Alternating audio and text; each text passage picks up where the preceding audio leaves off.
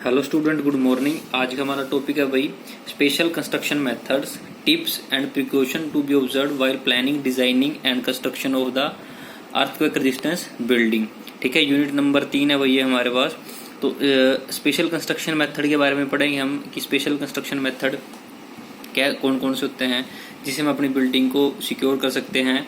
ठीक है, कि अर्थक्वेक आने के बाद या अर्थक्वेक आया है तो हमारी बिल्डिंग सेफ रहे। तो सबसे पहले इसमें हमारे पास एक क्वेश्चन बनता है कि स्पेशल कंस्ट्रक्शन मेथड होते क्या है, क्यों करते हैं इसको, है क्या है। तो ठीक है, जैसे क्वेश्चन भी आया हुआ है देखो भाई पीछे कि एक शॉर्ट नोट लिखना है स्पेशल कंस्ट्रक्शन मेथड्स के ऊपर। ठीक है, तो during the earthquake building component get collapse to sustained damage to non-structural element and structural member in the building, special technique are required for the design building such that they may practically undamaged even in the earthquake। ये कहते हैं कि जब earthquake आता है तो जो हमारे बिल्डिंग के कंपोनेंट होते हैं वो कोलैप्स हो जाते हैं और उससे क्या होता है कि जो डैमेज होता है मेरे बिल्डिंग के जो डिफरेंट पार्ट है उसके अंदर सस्टेन हो जाता है, चाहे वो नॉन स्ट्रक्चर हो चाहे स्ट्रक्चर हो।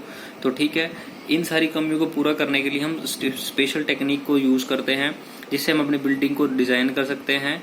ठीक है, ताकि जब फ्यूचर में कभी भी कोई अर्थक्वेक आए तो हमारी बिल्डिंग के अंदर कोई भी डैमेज ना हो और हमारी बिल्डिंग क्या रहे, सेफ रहे।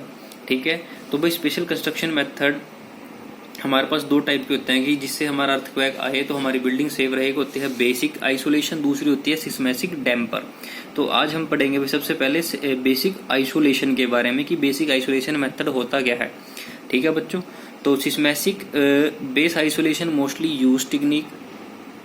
इन this technique structure is supported by a series of bearing pads which are placed between building and the building foundations।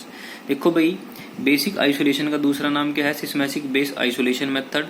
ठीक है, सबसे ज्यादा यही यूज की जाती है। इस मेथड के अंदर क्या होता है कि हम स्ट्रक्चर को सपोर्ट करते हैं सीरीज होती है हमारी बेरिंग पैड्स की, जिनको हम प्लेस कर देते हैं बिल्डिंग्स और बिल्डिंग की फाउंडेशन के बीच में। ठीक है, उसके बाद earthquake force acting on the building is transferred through a structure by bearing provided to the foundation। अब जो earthquake force जो मेरी एक्ट करती है बिल्डिंग के ऊपर वो ट्रांसफर होती है किसके थ्रू, स्ट्रक्चर के थ्रू, और जो बेरिंग लगी होती है हमने फाउंडेशन में प्रोवाइड कर रखी है। As the earthquake of the ground below each building began to move and each building response with the movement. अब देखो भाई जो हमारा ग्राउंड का स्ट्रक्चर जमीन के नीचे है, सॉरी बिल्डिंग का स्ट्रक्चर जमीन के नीचे है, अर्थक्वेक आगे सबसे पहले वही होना स्टार्ट करेगा। ठीक है, जैसे ही वहां पे मूवमेंट स्टार्ट होगी तो हमारी बिल्डिंग में भी क्या कुछ मूवमेंट होना स्टार्ट होगी। तो अब यहाँ पे जो हमारा बेस आइसोलेशन लगा है वो क्या कर देता है, यहाँ पे जो स्टिफनेस होती है स्ट्रक्चर की उसको रिड्यूस कर देता है और वो साथ के साथ जो फ्रीक्वेंसी होती है ना अर्थक्वेक की नेचुरल फ्रीक्वेंसी उसको क्या कर देता है वहां पे रिड्यूस कर देता है।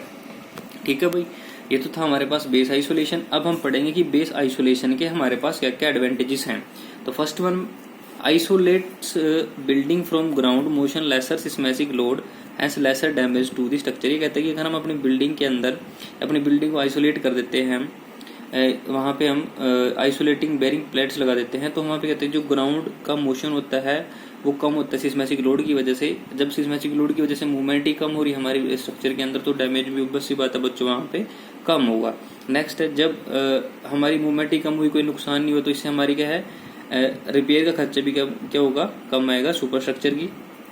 नेक्स्ट है इसके अंदर, building can remain serviceable throughout the construction. जो हमारी बिल्डिंग क्या है वो सर्विसेबल रहेगी थ्रू आउट द कंस्ट्रक्शन। और लास्ट पॉइंट है, doesn't involve major intrusions upon existing structure, कि इसमें हमारे कोई भी मेजर इंस्ट्रक्शन इन्वॉल्व नहीं होती जो हमारा एग्जिस्टिंग स्ट्रक्चर होता है। ठीक है, तो ये था इसके एडवांटेजेस कि बेस आइसोलेशन की क्या क्या एडवांटेजेस होती हैं। अब बच्चों इसकी डिसएडवांटेज की क्या डिसएडवांटेज है। सबसे पहले फर्स्ट वन जो है वो एक्सपेंसिव की थोड़ा महंगा होता है।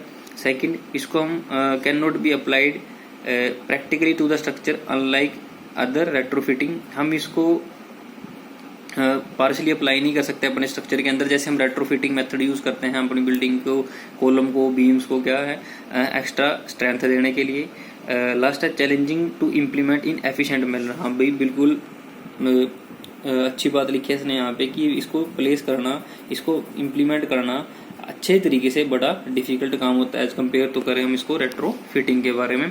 तो आज हमने पढ़ा हुआ कि स्पेशल कंस्ट्रक्शन मेथड क्या होता है, उसके बाद फर्स्ट मेथड, दो मेथड होते हैं इसके, बेसिक आइसोलेशन और सिस्मेटिक डैम्पर। तो वो इसमें क्या पढ़ा हमने, सिस्मेटिक आइसोलेशन क्या होता है, उसके एडवांटेज और डिसएडवांटेजेस।